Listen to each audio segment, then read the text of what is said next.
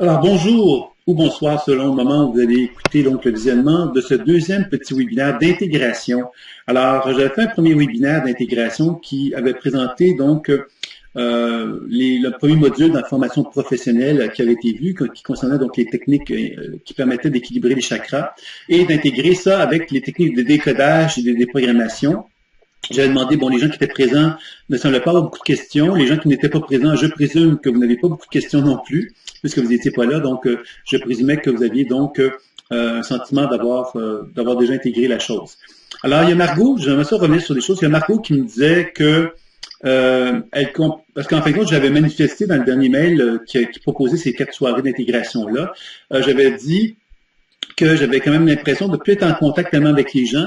Et Margot me disait, ben, sans doute que parce que c'est dû à la durée de la formation. On avait prévu une formation qui allait durer à peu près une année, et finalement, ça s'étend beaucoup plus grâce aux modules, les bonus qui sont proposés. J'aimerais clarifier une chose. La formation professionnelle n'est pas les bonus. Les bonus n'ont aucune... je ne fais pas d'évaluation sur les bonus. Les bonus sont des aspects supplémentaires d'information que vous pouvez aller chercher sur votre pratique personnelle. Et si vous avez une certaine volonté, vous pouvez aussi chercher à les appliquer vers le professionnel. Donc, l'idée là-dedans, ce sont les cadeaux. Alors, les cadeaux ne font pas partie de la formation professionnelle. Alors, dans ce sens-là, la formation professionnelle, c'est 4 modules d'enseignement avec une supervision. La supervision implique justement que vous me remettiez les comptes rendus. Et jusqu'à ce jour, il n'y en a que 2 personnes qui l'ont fait. Il y a Margot et puis André qui ont remis des dossiers. Bon, alors, c'est ça un peu la situation. Donc, je peux comprendre qu'il peut y avoir un désistement parce que ça a duré beaucoup plus longtemps, mais la formation professionnelle n'a pas duré plus longtemps. Elle s'est arrêtée au stage. Et après le stage, il y avait donc une supervision. L'erreur que j'ai fait sans doute à ce moment-là, et je m'en rends compte, et c'est ça que je vais faire comme des changements à ce sujet-là, c'est que sans doute que j'ai pas encadré la supervision. Je l'ai laissé un peu plus aller par vous-même en me disant, ben, vous allez me remettre les comptes rendus tout simplement. Et je constate que ça a été peut-être finalement un manque d'encadrement peut-être que vous avez ressenti. Ça, c'est peut-être le meilleur pas que moi je peux faire. C'est ce que je retiens de ça. Donc ça, c'était une première chose. Je vais donc répondre à ce que Marguerite m'avait répondu à ce sujet-là. Donc, l'autre chose dont je voulais vous parler, c'est le module 2, puisque évidemment, ce qu'on va faire dans cette soirée-ci, c'est de répondre aux questions concernant le module 2. Alors, faire peut-être un retour rapide sur le module 2. Donc, qu'est-ce que c'est que le module 2? C'est donc, le premier module, c'était vraiment sur l'application des techniques des chakras sur soi et sur un partenaire. C'était déjà une première étape. Et déjà en soi, c'était un énorme travail qu'on pouvait faire avec ce module-là parce que c'était quelque chose qui nous demandait un accompagnement de tous les jours pendant toute notre vie. Donc, juste ce module-là est déjà très, très complet. Le module 2 devient un élément encore plus complet parce que l'on importe la notion émotionnelle et psychologique dans la structure psychologique et dans notre structure des chakras. Donc, ça devient encore plus riche. Avec les 2 modules d'enseignement-là, déjà, on avait quelque chose d'hyper solide, hyper profond, j'irais jusqu'à dire.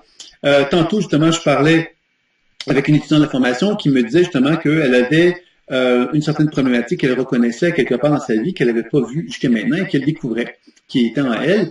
Et finalement, je lui disais, ben oui, mais tu pourrais très bien travailler avec les sous-personnalités. Les sous-personnalités, bien évidemment, c'est qu'à chaque fois que j'ai une émotion, à chaque fois que j'ai un comportement, à chaque fois quelque chose me dérange de ma façon de fonctionner, de ma façon d'être, ben je peux très bien travailler avec la sous-personnalité sous-jacente à ça pour être capable donc de travailler sur cette sous-personnalité-là et de m'harmoniser à elle. Donc, c'était vraiment ça le sens de cet exercice-là. Donc, juste moi avec moi, il y a un énorme travail très riche qui peut être fait. Quand on fait sur un partenaire, ça veut dire quoi? Ça veut donc dire que tous les comportements, toutes les émotions que le partenaire peut nous exprimer on a le potentiel, nous, de pouvoir faire un travail sur ces aspects-là, de cette personne-là. C'est-à-dire qu'on peut, par exemple, travailler avec la sous-personnalité de la colère de mon client et me mettre en relation donc avec cette personnalité-là, et donc de faire un travail sur cette personnalité-là avec les techniques qu'on a vues dans les modules précédents. C'est-à-dire que la technique de l'accueil, par exemple, on pourrait très bien faire une technique de l'accueil sur la personnalité de la colère, par exemple, de notre partenaire, ou de nous-mêmes.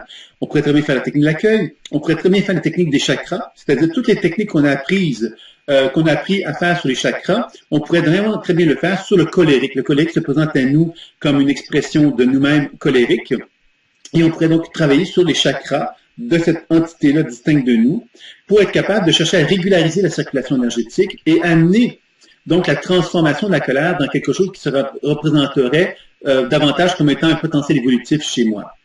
Et je pourrais le faire sur un partenaire de la même façon.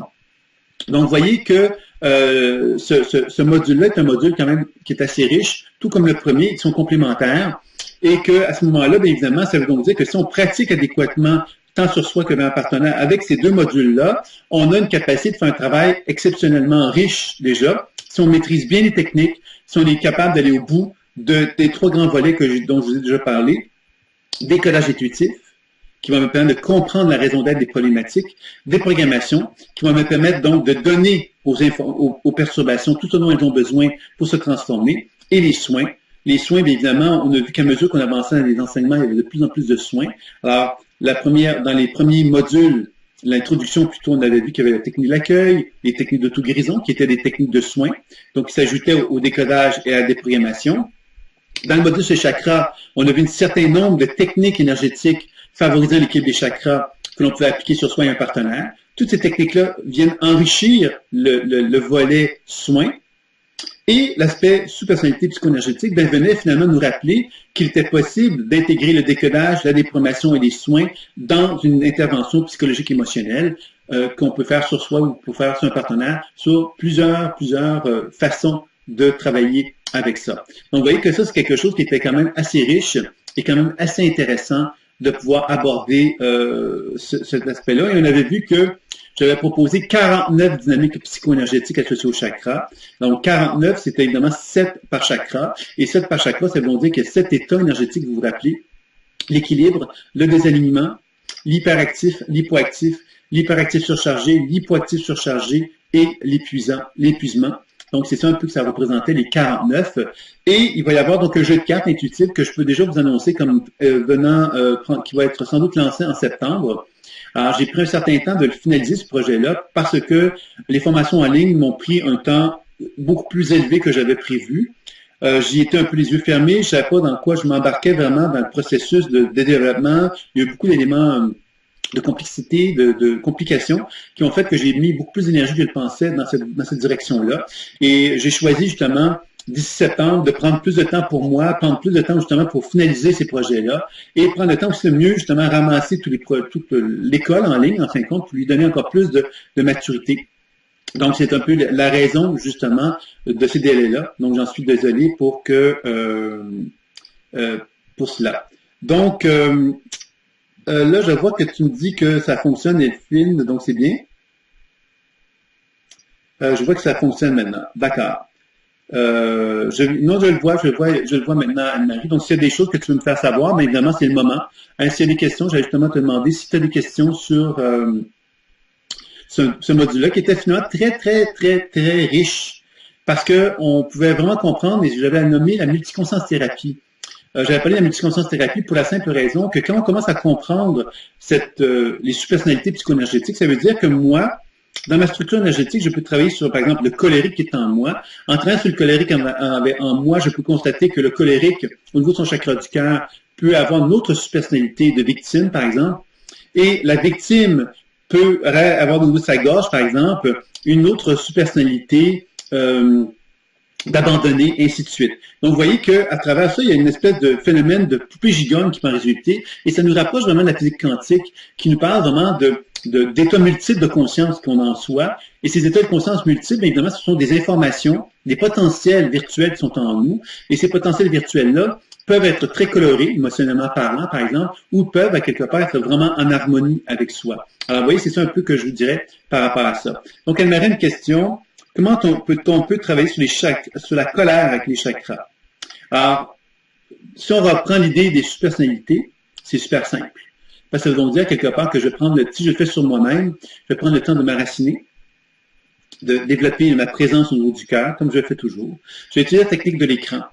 Je vais diriger la lumière vers un écran qui est devant moi en demandant à mon cœur de travailler sur l'aspect colérique en moi. Et quand je vais donc projeter la colérique en moi dans l'écran, je vais donc apercevoir une image, une sensation, des mots qui vont représenter cette colère-là, que je vais prendre le temps de décrire pour commencer. Ensuite, de questionner ce que j'observe dans sa globalité, de questionner les diverses perturbations que je peux observer, les diverses manifestations particulières que je peux percevoir. Et évidemment, en questionnant, je vais donc arriver à comprendre la raison d'être de la présence de cette énergie-là, et je vais ensuite déprogrammer et soigner. Soigner, ça veut dire quoi? Bien, déprogrammer, c'est lui donner tout ce dont elle a besoin. Puis après ça, bien évidemment, quand on dit soigner, ça veut donc dire faire des actions pour équilibrer les chakras de notre partenaire. Donc, on va faire des actions pour équilibrer son énergie vitale à ce moment-là. Donc, je ne sais pas si je réponds bien à ta question, Anne-Marie, mais ça veut donc dire que finalement, je ferai une combinaison des techniques que j'ai apprises dans le module 1 et le module 2 pour faire un travail sur la colérique, puisque j'intégrerai les deux. C'est-à-dire que je reconnaîtrai que les sous-personnalités psycho-énergétiques associées à des chakras me permettent donc de faire un travail sur la colère, me permettent donc d'arriver à faire un décodage et une déprogrammation plus particulièrement. Et qu'évidemment, par la suite, je peux faire un travail de guérison sur le chakra, donc sur les chakras de la sous-personnalité, puis ensuite, je pourrais faire un travail sur le chakra associé à la sous-personnalité de la colère. Donc, tu vois, c'est des choses comme ça qui peuvent nous amener à faire un travail qui va être assez intéressant et qui va nous permettre donc de toucher, d'une part, le potentiel évolutif qui est en moi, c'est que derrière la colère se dissimule un potentiel énergétique, évolutif, qui m'enseigne à quelque part qu'est-ce que j'ai fui avec cette sous-personnalité de la colère. Qu'est-ce qui m'a empêché? Qu'est-ce que j'ai pas connecté avec moi? Donc, plus on fait un travail comme ça, mais plus on arrive justement à favoriser ce qu'on appelle la verticalité, c'est-à-dire cette capacité que j'ai d'assumer qui je suis. Donc, je ne sais pas si j'ai répondu à ta question, donc, Anne-Marie. Et si tu as des précisions que tu souhaites me manifester, ce serait le moment.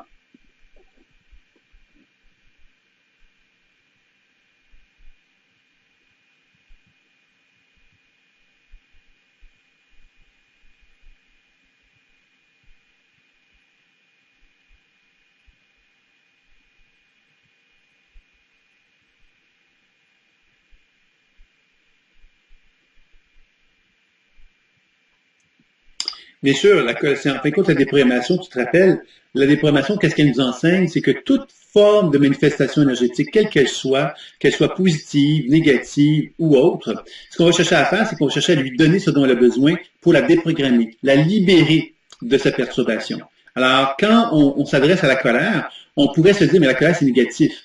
Ça, c'est ce que je vois par ta question, c'est que tu laisses croire que c'est pas possible de donner quelque chose à la colère, c'est négatif, on touche pas à ça, on va même pas discuter avec, c'est négatif. Alors que finalement, dans la position de témoin, on doit toujours observer quelle que soit la manifestation qui se présente à nous, on doit toujours préserver une position de témoin. Et la position de témoin va toujours nous amener à être objectif dans la façon qu'on regarde l'énergie en question. Et ensuite, on va chercher à donner à l'énergie en question tout ce dont elle a besoin pour que justement, elle apprenne à être plus en état de paix et d'harmonie. Donc, la colère n'est pas un état confortable. Alors, qu'est-ce que je peux lui donner à la colère pour qu'elle se sente plus en paix, plus en harmonie? C'est ce qui va m'amener justement à découvrir que plus je vais lui donner ce dont elle a besoin, plus l'énergie de colère va se transformer en quelque chose d'autre. Et cette transformation-là va me permettre de toucher ce que j'appelle le potentiel évolutif, c'est-à-dire une énergie plus évolutive, plus équilibrée, plus harmonieuse, qui va me permettre de, effectivement, m'épanouir. Et chez peut-être un partenaire, c'est la même chose que je cherche à faire, bien évidemment. Est-ce que c'est plus clair pour toi, Marie?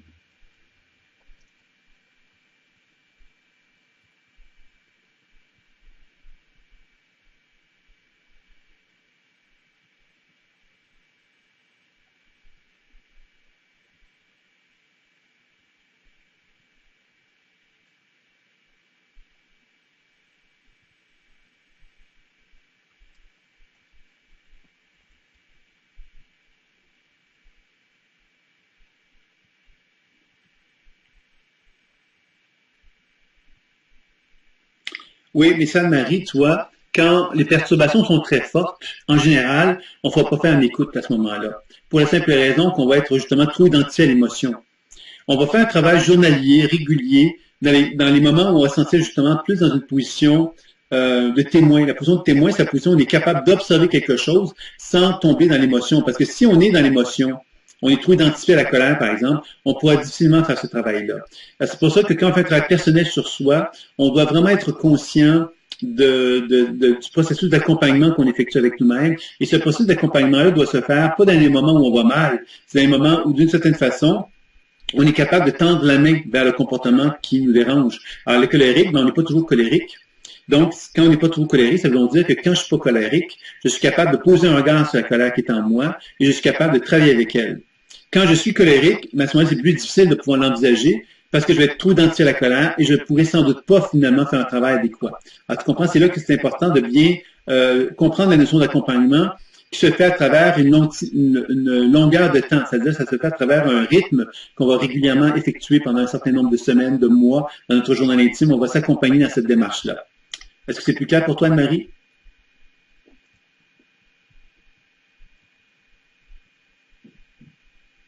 OK. Donc, est-ce que tu aurais d'autres questions maintenant avant qu'on aborde d'autres sujets? Parce que là, finalement, il y a un peu de gens dans la salle, mais si vous avez des questionnements, des interrogations par rapport donc au deuxième module de la formation professionnelle, puisque vous l'avez compris qu'il y a 4 webinaires. Donc, les 2 prochains webinaires, ce seront des webinaires qui vont toucher le 3e module et le 4e module pour le 4e webinaire. Donc, on aborde vraiment chacun des sujets. C'était l'objectif et c'est ce qui faisait que j'avais espoir de relancer un peu tout le monde pour permettre finalement la finalisation de la formation professionnelle. Et ça semble pas être le cas. Bon, c'est pas dramatique, hein, mais je vous fais part de l'intention qui était derrière ça. Mais comme ils sont enregistrés les webinaires, ben, sans doute que les gens auront le loisir de pouvoir les visionner. Et je vais donc envoyer un lien dans les prochains jours d'ailleurs, puisque avec les 2 derniers webinaires, le webinaire de la première, du premier niveau et le webinaire du 2e niveau sur les chakras. Donc, si tu as des questions, Anne-Marie, par rapport à ça, tu les inscris. Moi, je vais simplement poursuivre maintenant, parce qu'il y a d'autres questions qui m'avaient été posées par Marguerite. Donc, je prends le soin aussi de répondre, qui ne concernaient pas la formation professionnelle. Parce que là, j'aimerais bien clarifier quelque chose. Je l'ai déjà dit, mais je vais le répéter quand même. C'est que la formation professionnelle, c'est 4 modules d'enseignement. Il y avait un stage de 5 jours, puis il y avait ensuite une supervision. Et c'était ça la formation. Et toute l'évaluation se reposait sur l'intégration de cet enseignement-là. Alors, l'intégration d'enseignement, ça veut dire quoi? Ça veut dire ma capacité, moi, en tant qu'étudiant, de démontrer à l'école, à l'enseignant qui est moi-même, que la qualité de mon décodage intuitif est bonne, que la qualité de la déprogrammation, elle est bonne, que ma capacité à utiliser les différents soins qui ont été utilisés dans les 4 modules, elle est bonne. Et que s'il y a une technique parmi toutes les techniques que j'ai apprises, que j'ai de la difficulté à comprendre ou à intégrer, bien évitablement, je vais profiter de cette supervision-là pour pouvoir l'approfondir, pour aller plus loin. Comme j'ai eu très peu de retours, ben j'ai l'impression effectivement que vous avez tous un peu pris à quelque part ce qui vous plaisait, et mis de côté ce qui vous déplaisait peut-être un peu plus, et j'en sais pas plus. Vous voyez, c'est un peu comme ça que je sens ça. La seule personne que j'ai vraiment pris le temps de regarder ces dossiers, c'est Marguerite, qui n'est pas là ce soir, mais qui m'a donc fait part d'un compte-rendu d'une personne qu'elle a suivi pendant 5 consultations. Alors, c'est assez mince comme évaluation, tout ce que je vous demandais en plus. Je peux déjà vous confirmer que dans le futur, les supervisions seront plus élaborées et il y aura donc des changements de façon de fonctionner aussi dans l'organisation de la formation pour justement ajuster les choses, pour amener donc un sentiment de plus grande valorisation aussi pour moi, parce que quand on donne un enseignement et qu'on constate que les étudiants ne nous redonnent pas de retour ils n'ont pas envie, quelque part, d'une certaine façon, ils n'ont pas envie, ils n'ont pas le temps, je ne sais pas, mais ils n'ont pas cette motivation de vouloir se faire évaluer, ben ça veut donc dire quelque part que, dans ce sens-là, bien évidemment, moi, en tant qu'enseignant, ben, j'aurais peut-être pas envie non plus, la collaboration, elle peut pas prendre forme, c'est ça que je peux vous dire, puisqu'une collaboration, elle va se faire dans la mesure que l'étudiant a bien voulu, à quelque part, se faire évaluer, il a été reconnu, puis à partir de là, ben, quelque chose qui peut prendre forme, qui peut être satisfaisant. Alors, bon, c'est pas dramatique, hein, je vais juste vous parler de ces choses-là pour que ce soit bien clair. Donc, l'intégration d'enseignement, il faut d'abord le faire sur soi pour l'appliquer sur les autres. C'est bien évident que j'ai toujours dit depuis le début de la formation, presque tous les modules de la formation professionnelle avaient un important volet pratique personnelle et un volet pratique professionnelle. Ça a toujours été comme ça, pour la simple raison que j'ai constaté que quand on veut faire un travail sur l'autre, si on ne prend pas le temps de travailler notre outil, c'est moi. Alors moi, si je me mets en relation avec un client et que ce client-là, quelque part, me fait vivre des choses que je ne suis pas prêt à vivre avec moi-même parce que j'ai pas fait un travail sur moi, je ne suis pas capable d'accompagner ma relation avec mon client. Je ne suis pas capable de reconnaître ce qui se passe en moi et en lui. Donc, je vais bloquer le processus et je ne suis pas capable d'accompagner adéquatement. Donc, la pratique personnelle, c'est vraiment la clé de départ. Maintenant, cette pratique personnelle-là, j'en suis conscient qu'on a tous tendance à la négliger. Parce que quelque part, c'est plus facile d'aller vers l'autre. L'autre va nous dire « bravo, tu as réussi ». Alors que nous, avec nous-mêmes, on ne va pas se dire « bravo, tu as réussi ». En général, on ne sera pas aussi valorisant avec nous-mêmes, malheureusement. Alors, je pense que c'est quelque chose d'important, évidemment, de bien être attentif à cet aspect-là également. Donc, l'accompagnement, parce que finalement, être capable de s'accompagner, ça veut dire quoi? Ça veut donc dire être capable de faire une démarche qu'on a expérimentée nous-mêmes. Quand quelqu'un se présente à nous et qu'on lui propose la même démarche, si nous l'avons expérimenté, que nous avons passé à travers toutes les étapes, on va être beaucoup plus capable d'accompagner notre entourage, notre clientèle, par exemple, d'une façon beaucoup plus efficace. Ensuite, je pense qu'il y a un accompagnement qui est nécessaire car ce programme est très dense. Ben oui, évidemment, Anne-Marie, tu es la seule qui bénéficie de cet accompagnement-là présentement. Alors, je suis d'accord avec toi, mais cet accompagnement-là, évidemment, il faut comprendre une chose, c'est que il y a 4 modules d'enseignement à la formation professionnelle et on a fait un stage de 5 jours qui se voulait intégratif par rapport aux 4 modules professionnels. Puis par la suite, évidemment, il y a eu beaucoup de bonus. Là, j'en conviens que les bonus, bon, ça va changer en fait, hein, je peux déjà te le dire, que dorénavant, parce qu'évidemment, il y avait toute une mise en place à faire pour faire des formations en ligne, etc. Et là, je suis rendu à une étape où je suis laissé avancer pour voir un peu plus clair par rapport à l'ensemble de la formation. Et dorénavant, ça va être une forme de spécialisation qui va être proposée. Donc, chaque étudiant vont finalement dire, ben voilà, moi je veux faire telle spécialisation, et une spécialisation va donner quelque part donc une finalisation, donc un genre de certification. Donc les spécialisations sont plus courtes qu'une formation professionnelle de base, par exemple. Donc, il n'y aura qu'un mot formation professionnelle, et il y aura donc 5 spécialisations dans la formation professionnelle. Et il y aura donc des spécialisations distinctes qui vont pouvoir être vécues selon l'intérêt des gens. Et il y aura donc des supervisions pour chacune des spécialisations. Alors, je pense que ça va être sans doute plus facile à mettre en place, plus facile aussi à accompagner les gens. Et ce sentiment de densité dont tu parles, bien évidemment, est provoqué par le fait qu'il y a eu beaucoup de bonus que je vous ai donnés. Je pense que vous avez été assez chanceux d'une certaine façon, parce que vous avez reçu énormément d'enseignements. Donc, les 4 modules d'enseignement professionnel, c'était une chose, mais vous avez ensuite reçu plein d'autres modules qui vous ont permis de voir vraiment toutes les grandes applications de la pratique. Donc, à quelque part, vous avez donc bénéficié de quelque chose d'assez satisfaisant à ce niveau-là. Il faudrait pouvoir travailler avec des binômes toutes les semaines pour partager.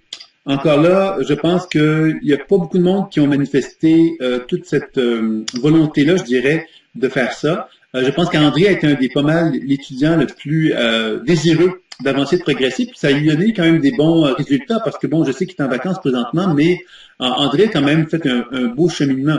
Je n'ai pas encore vu ses comptes rendus, mais il a quand même eu avec ce qu'il est, une volonté d'avancer, de progresser, de cheminer d'une façon assez dynamique. J'ai eu une nouvelle de d'autres personnes, d'autres étudiants. Bon, par exemple, il y a Delphine. C'est Delphine? Il me son prénom. Il me semble que c'est Delphine. Qui a eu un enfant. Ben, elle a évidemment, elle s'est retrouvée dans une position, je dis Delphine parce que c'est toi qui s'appelle Elphine. C'est sûrement pas Delphine. Je me rappelle plus son prénom. La blonde, là, tu vois. Qui a eu un enfant, qui m'avait dit qu'elle avait besoin de prendre une pause parce que justement avec l'enfant, ça la tenait trop occupée. Alors ça a été une nouvelle que j'ai eue. J'ai eu une nouvelle d'André qui était en vacances. J'ai eu des nouvelles également de Margot qui m'a posé des questions à lesquelles je réponds également.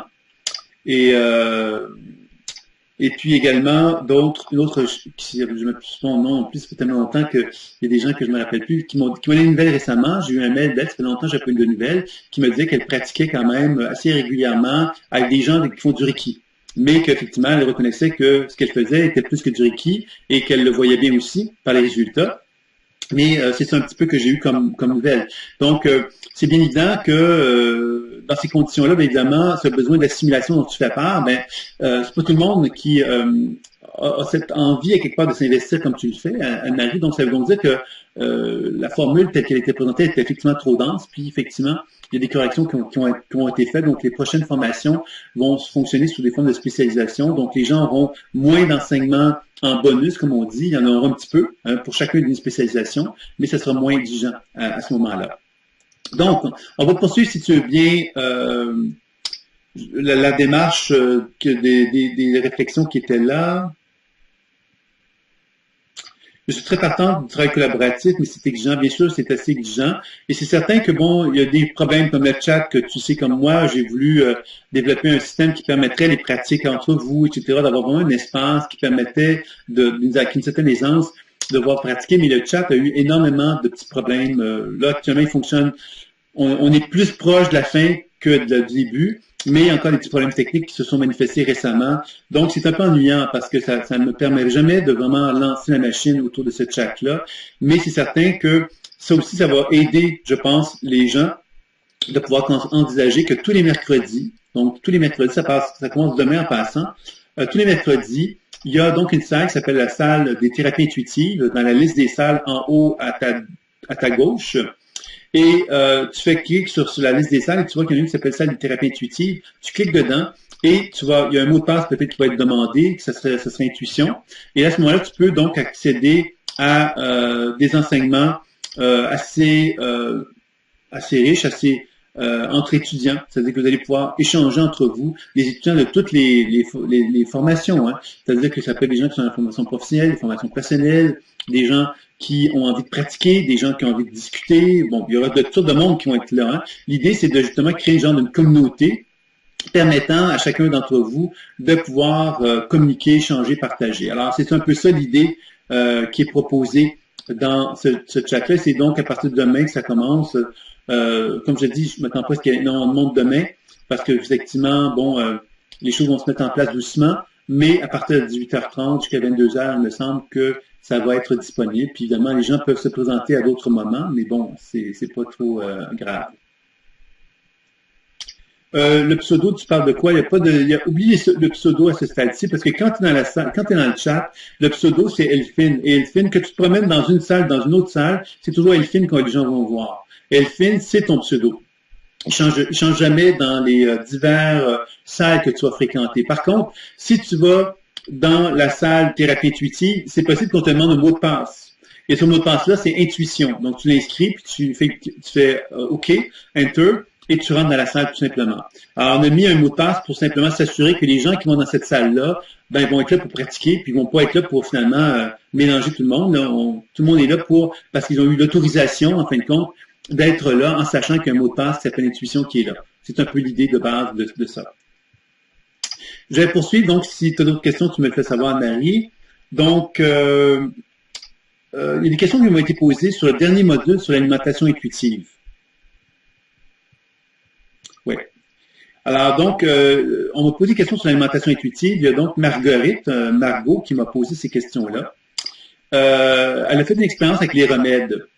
Et elle a pris conscience qu'il y a des remèdes avec lesquels elle se sentait très, très énergétique, très confortable, mais il y a d'autres remèdes avec lesquels elle n'était pas confortable du tout. OK? Et là, elle me disait, bon, c'est quoi l'implication de ça, de cette observation-là? Alors, dans l'enseignement, dans le module lui-même, on en parle. Je ne sais pas si c'est très clair, parce que la question qui m'est posée me laisse croire que ça n'était peut-être pas tant que ça. Mais on doit comprendre ici que quand on se relie à un remède, et que le remède, effectivement, on sent quelque part qu'il y a une vibration avec laquelle on n'est pas en affinité avec le remède en question, bien évidemment, on pourrait se dire, ça veut dire que ce remède-là n'est pas bon. Moi, je vous rappelle toujours la même chose, et c'est un peu ça que je dois répéter aussi à Margot, c'est décodage, déprogrammation et soins. C'est-à-dire que si un remède, on ne se sent pas à l'aise avec lui, on doit d'abord avant tout définir pourquoi. Parce que le remède en question peut générer en soi un apport énergétique qui peut déranger parce que quelque part, on n'est pas à l'aise avec l'apport énergétique qu'il nous apporte, par exemple. Donc, ça pourrait nous donner l'impression que le remède est négatif parce qu'il nous amène un inconfort, mais cet inconfort-là, si on commence à prendre le temps de comprendre sa raison d'être et de déprogrammer, de soigner, on constaterait justement que ce remède-là peut être très positif. Il faut juste qu'on apprenne à dénouer certains nœuds émotionnels qu'on en soit. Donc ça, c'est une première chose. La deuxième chose, c'est possible que le remède en question soit effectivement un remède qui ne nous soit pas favorable. OK? Alors là, on touche un domaine qui est large. On ne va pas aborder toutes les options et les possibilités. Supposons que c'est un produit, par exemple, homéopathique. Je me mets en résonance avec le produit homéopathique, je me mets en contact avec lui, je vois que c'est un produit qui amène un inconfort dans moi, je prends le temps de faire le décodage, des promotions et des soins, je constate que ce produit homéopathique-là n'est pas favorable pour moi. Donc, il y a des chances que je me dise, bon, c'est pas un produit qui résonne avec moi, j'en ai trouvé d'autres qui sont plus intéressants, donc je le laisse de côté. OK? Ça s'arrête là. C'est pas plus compliqué que ça. Maintenant, l'autre scénario qui est intéressant aussi, puis à laquelle il faut réfléchir, supposons que je me trouve dans une situation où j'ai une médication à prendre parce que j'ai des problèmes de santé. Et que la médication que je dois prendre est une médication qui affecte mon corps. C'est-à-dire que quand je me mets en résonance avec le produit en question, je constate que le produit en question affecte, d'une certaine façon, l'organisation énergétique de mon être, mais en même temps, je suis confronté à devoir prendre ce produit-là pour diverses raisons. et je fais le choix de le prendre aussi. OK? Alors, je pense à des situations où on traque des remèdes allopathiques et qu'on a des maladies graves, par exemple, et qu'on a fait le choix de prendre quelque part le mieux de médecine allopathique et de chercher à s'accompagner pour bénéficier au maximum de notre capacité à nous soigner, puis à réduire l'impact négatif du remède en question. Donc, c'est là qu'on va évidemment décodage, déprogrammation et soins. On va chercher donc à vraiment amener le remède en question, à nous apporter le meilleur de ce qu'il peut nous apporter, tout en nous réduisant tout son aspect négatif qu'il pourrait nous donner aussi. Alors, tu vois, c'est là que ça devient intéressant de travailler avec l'évaluation d'un remède. Oui, alors bonjour. Donc, effectivement, j'ai eu des petits soucis avec mon enregistrement qui avait fonctionné, sauf que il y a un petit bug au niveau de mon système. Je croyais que c'était un virus, mais c'est pas le cas. Ça semble être je sais pas trop ce qui s'est passé exactement, mais la vidéo semble corrompue, la deuxième vidéo. Donc, j'ai dû finalement faire des tentatives nombreuses avant d'arriver à faire ce constat-là. Donc, j'étais en train de vous parler donc du remède qui vous convient et qui ne vous convient pas. Vous l'avez compris que le remède peut donc être intéressant. L'utilisation de l'énergie du remède peut être intéressante pour nous permettre d'évaluer si le remède nous apporte une information énergétique, donc nous apporte un mieux-être, nous apporte un potentiel évolutif, donc on pourrait avoir envie de le prendre à ce moment-là, évidemment, mais pourrait nous amener aussi à constater que le remède peut nous amener des effets négatifs de point de vue énergétique. Alors, dans un cas où on est malade, par exemple d'une maladie grave, comme le cancer, quelquefois on est confronté à prendre des décisions et à prendre des voies qui ne sont pas celles que l'on souhaiterait prendre idéalement, mais qu'on va choisir de prendre par sentiment que c'est la seule voie possible. Donc, on va prendre un produit qui a peut-être des effets négatifs sur le corps humain, au niveau énergétique, entre autres. Et à ce moment-là, bien évidemment, ce qu'on peut faire, c'est qu'on peut, nous, faire un travail intuitif pour chercher justement à augmenter donc l'effet thérapeutique du remède, même si il peut donc être perturbateur, de faire en sorte qu'il soit moins perturbateur qu'il ne pourrait être. Alors ça pourrait être une autre façon de travailler avec le remède.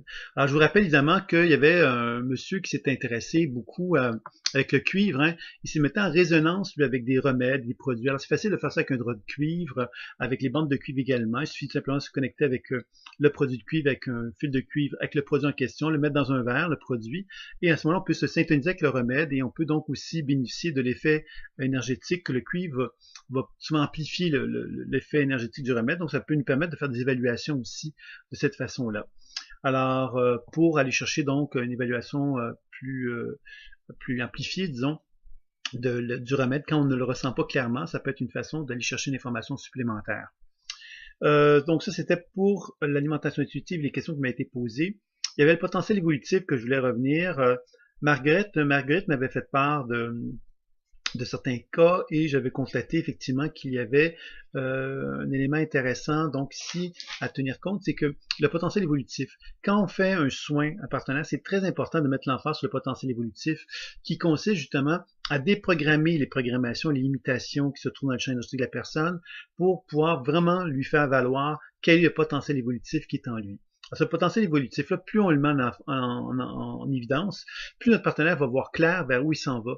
Et comme il sait où est-ce qu'il s'en va, c'est beaucoup plus facile pour lui d'entreprendre des actions pour effectuer des changements et des transformations.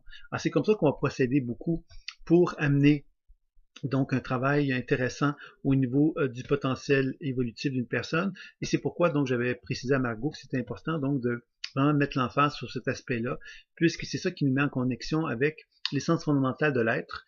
Et cette essence fondamentale de l'être, plus on est capable de le toucher, plus on est capable de le faire toucher à notre client, notre partenaire, plus il est capable de reconnecter avec son essence profonde, plus c'est facile pour lui ensuite d'envisager un travail d'alignement avec son être. Même s'il y a des embûches, il sait où il s'en va, et c'est dans ce sens-là que c'est beaucoup plus facile de mettre l'emphase là-dessus.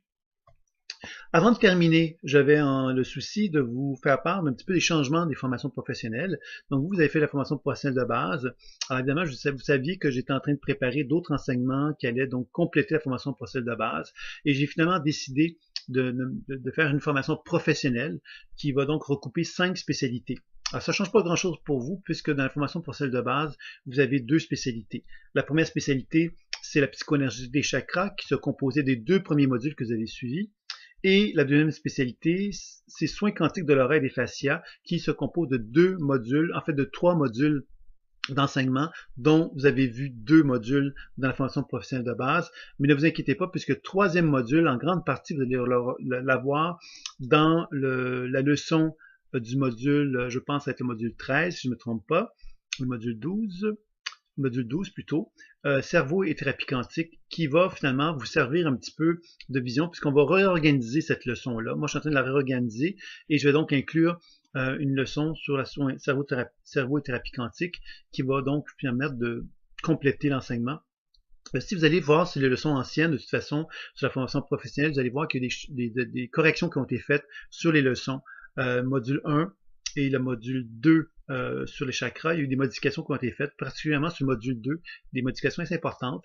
Donc le module 3, il y aura donc des modifications importantes aussi qui vont être effectuées prochainement. Et puis le module 4 va être sensiblement identique, ou à peu près, évidemment. Il va falloir que je fasse des corrections aussi de ce côté-là. Donc, vous avez un petit peu donc une idée. Donc, les 5 spécialisations donc de la formation professionnelle, c'est donc psychoanalytique du chakra, soins quantiques de l'oreille et des fascias, qui sont les spécialités que vous avez faites. La troisième spécialité, c'est déprogrammation de la mémoire cellulaire et psychologie énergétique. Alors, vous avez déjà la partie, le volet personnel de ce module-là avec vous, qui s'appelait déprogrammation de la mémoire cellulaire. On va ajouter psychologie énergétique qui va consister justement à faire des évaluations, des compréhensions, si on peut dire ça comme ça, de tous les grands thèmes émotionnels, la dépression, etc., et d'arriver donc à mieux comprendre de quelle façon qu'on peut faire une psychothérapie tenant compte de l'aspect énergétique. Ça va être un petit peu ça qui va être le défi de ce module-là, qui n'a pas été encore conçu, je vais vous dire très franchement, mais qui va se faire, puisque j'ai déjà l'idée très clairement établie, tout ça, tout a été mis en place à ce niveau-là. La quatrième spécialisation, c'est l'alignement au soi supérieur et des formations par les guides. Ça aussi, vous avez goûté à ces deux modules-là dans le cadre de la formation personnelle. Donc, on va reprendre ces volets personnels-là, plus un volet professionnel.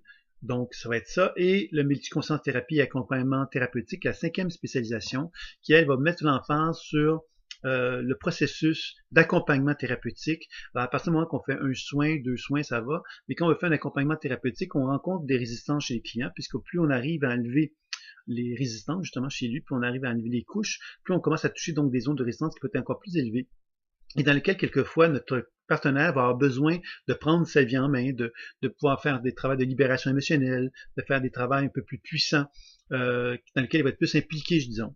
Alors, c'est là qu'on va vraiment toucher cet accompagnement thérapeutique-là et la multiconscience thérapie, dans lequel il y a aussi l'enseignement personnalisé, l'activation intuitive des ressources créatrices que vous avez un petit peu touché dans le cadre de la formation personnelle, va être revu dans ce module-là, qui est un module très important. Et c'est ce module-là, finalement, qui va faire que la formation professionnelle est complétée. C'est-à-dire que ce module-là, la spécialisation 5, c'est la spécialisation qui nécessite que vous ayez fait les 4 premières spécialisations. Alors, chacune des spécialisations pourrait être prise d'une façon autonome, sauf qu'évidemment, la formation professionnelle va exiger que les 4 spécialités aient été prises pour accéder à la 5e spécialisation. Pourquoi? Puisque la 5e spécialisation, elle est beaucoup plus exigeante, elle est plus rigoureuse au niveau du développement de l'institution. Donc, si on n'a pas un bon développement de l'institution, on va s'ennuyer, on va se perdre, on va se sentir pas à la hauteur, on va finalement ne pas se sentir capable de faire l'enseignement comme tel.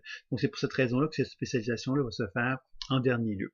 Pour ce qui est de votre démarche à vous, mais moi, ce que je vais faire, c'est que la démarche 3, la spécialisation 3, 4, 5, c'est ce qui vous resterait à faire. Donc, si vous êtes intéressé, quand elles vont être mises en ligne, ces formations-là, vous allez être informé. Puis, il y aura donc des réductions de 50% sur les prix qui sont donnés. Je peux déjà vous donner une idée des prix. Ça va être sans doute 995 € ou dollars par spécialisation. Donc, on respecte le prix que vous avez payé à peu près, sauf que vous avez eu beaucoup plus.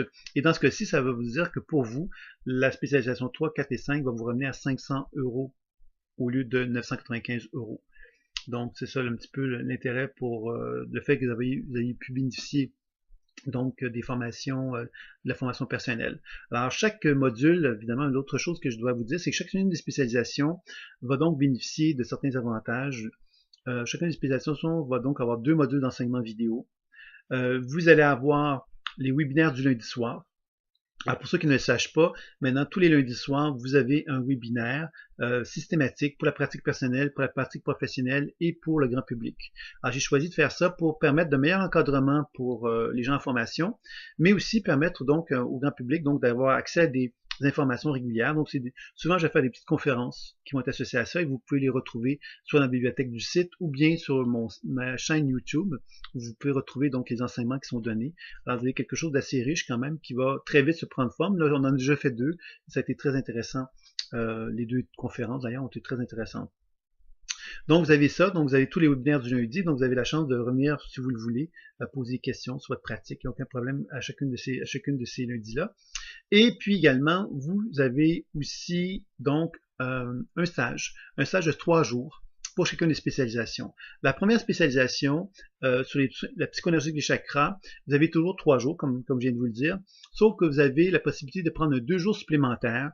Le 2 jours supplémentaires va proposer de pouvoir justement être formé à connaître les produits, les outils associés à la psychoénergie des chakras que vous ne connaissez pas nécessairement actuellement encore, mais dont vous avez peut-être déjà parlé, c'est-à-dire un jeu de cartes, le jeu de cartes intuitif, qui sera sur la psychoénergie des chakras. Vous aurez un document sur les biorhythmes, comment monter ça peut s'apparenter à un thème astral, comme dans l'astrologie, comme une carte du ciel, mais dans lequel vous allez vraiment évaluer l'état énergétique des chakras à travers au niveau de la date de naissance, mais aussi à chaque année, ça va pouvoir être refait, ça. Donc, ça va être quelque chose, même un outil quand même assez intéressant. C'est quelque chose sur lequel je travaille depuis un certain temps. Et puis, il y aura également des grilles d'évaluation et de soins dont vous avez déjà entendu parler. Vous avez peut-être déjà jeté un coup d'œil aussi. Donc, il y aura également ces outils-là. Donc, à la fin de cet enseignement-là de 2 jours, vous allez apprendre à utiliser ces outils-là, mais vous allez apprendre évidemment à également évaluer de quelle façon vous pouvez les enseigner, puisque ce que je vais faire, moi, c'est que ces produits-là vont être revendus par des gens qui auront fait la spécialisation numéro 1. Donc, obligatoirement, les gens auront donc complété la spécialisation 1. Et quand ils l'ont complété, ils auront donc une entente avec moi, qui sera une entente annuelle, sans doute de 12 mois, et dans lesquels ils auront le droit de pouvoir vendre les produits, donc de bénéficier d'une ristourne, mais aussi d'enseigner.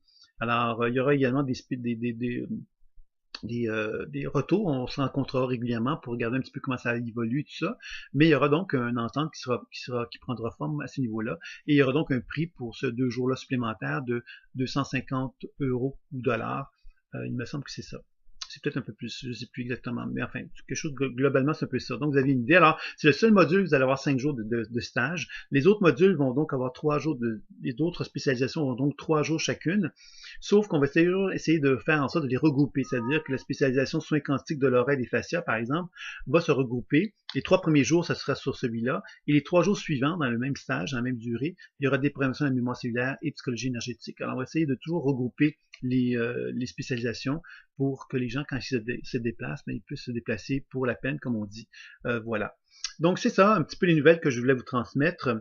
Alors, je suis désolé encore pour le contretemps que ça a pris d'avoir cette deuxième ce webinaire-ci, mais vous l'avez. Alors, j'ai pris le temps donc de faire un petit résumé de ce que j'avais à vous dire pour la suite.